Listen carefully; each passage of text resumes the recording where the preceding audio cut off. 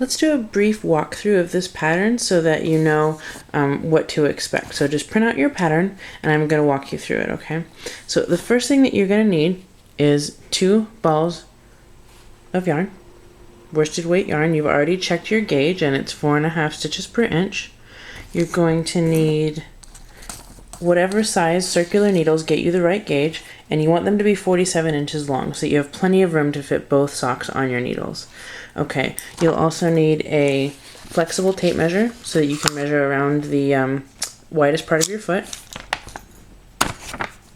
Scissors, a tapestry needle, and little stitch markers like this that you can get at your local yarn store.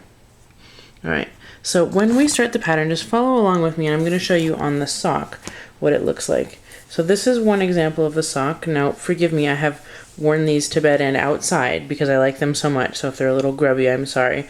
But this is what it's going to look like as we begin to knit.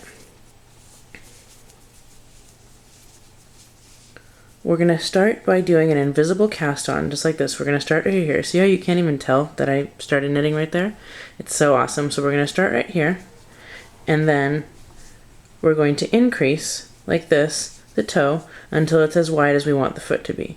Remember, this isn't actually as wide as our foot because we want the sock to stretch onto the foot just a little bit. So after we make this little shape like this, which we're going to start with, then we just knit straight until the knitting reaches the top of your ankle, and I'll show you how to measure that. So when that happens, which was about right here, we're going to increase again. Now, looking at the sock this way, you can see there's 2 halves. This is 1/2, the instep half, and that's going to go on one of our halves of our needles, and then this is the heel half. So instep and heel, and on the heel side, we begin to increase again like this. See how it gets wider and wider like that?